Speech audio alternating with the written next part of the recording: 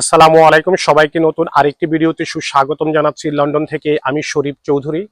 আজ বাংলাদেশ সরকারের স্বাস্থ্য মন্ত্রণালয়ের বরাত দিয়ে জানানো হয়েছে, মাননীয় স্বাস্থ্য উপদেষ্টা বাংলাদেশে বৈষম্য বিরোধী ছাত্র আন্দোলনে আহত ফাহিম হাসানকে উন্নত চিকিৎসার জন্য থাইল্যান্ডে পাঠিয়েছেন তার বাবা মা সহ, এবং বৈষম্য বিরোধী ছাত্র আন্দোলনের ফান্ড থেকে তাকে ৮ লক্ষ টাকা দেওয়া হয়েছে, এবং পাশাপাশি বাংলাদেশ বিমান থেকে তাদের দুজনের জন্য টিকেটের ব্যবস্থা করে দেওয়া হয়েছে।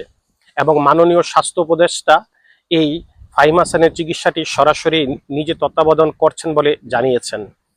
এটা একটা সুখের বিষয় যে বাংলাদেশে যারা বৈষম্য বিরোধী ছাত্র আন্দোলনে আহত হয়েছেন তারা সকলেই এখন চিকিৎসার আওতায় আসছেন এবং সরকার সঠিক দৃষ্টি দিচ্ছেন। সেটার একটা বাস্তব উদাহরণ হচ্ছে ফাহিম হাসানকে উন্নত চিকিৎসার জন্য থাইল্যান্ডে পাঠানো।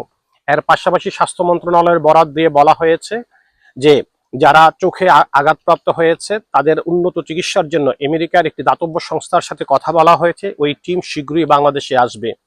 এই জিনিসগুলো আমাদের জন্য সুখের, আনন্দের এই কারণে যারা এই বৈষম্য বিরোধী ছাত্র আন্দোলনের সময় আহত হয়েছেন, পঙ্গুত্ব বরণ করেছেন, আগামী দিনগুলিতে তারা যেন স্বাভাবিক জীবনে ফিরে আসতে পারে সেই সুযোগটি করে দেওয়ার জন্য সরকারের যে আন্তরিক ইচ্ছা রয়েছে সেটির বহিঃপ্রকাশ আমরা দেখতে পাচ্ছি। অব্যাহত থাকুক সরকারের সাহায্য সহযোগিতা, এবং এই ধরনের যারা অন্ধত্ব বরণ করেছেন, পঙ্গুত্ব বরণ করেছেন, সরকার যেন তাদেরকে আর্থিকভাবেও স্বাবলম্বী করার জন্য চেষ্টা করেন। এটাই সাধারণ মানুষের বিশ্বাস। আজ বিদায় নিচ্ছি, কথা হবে আপনাদের সাথে নতুন কোনো ভিডিওতে। ততক্ষণ পর্যন্ত সকলের জন্য আন্তরিক ভালোবাসা।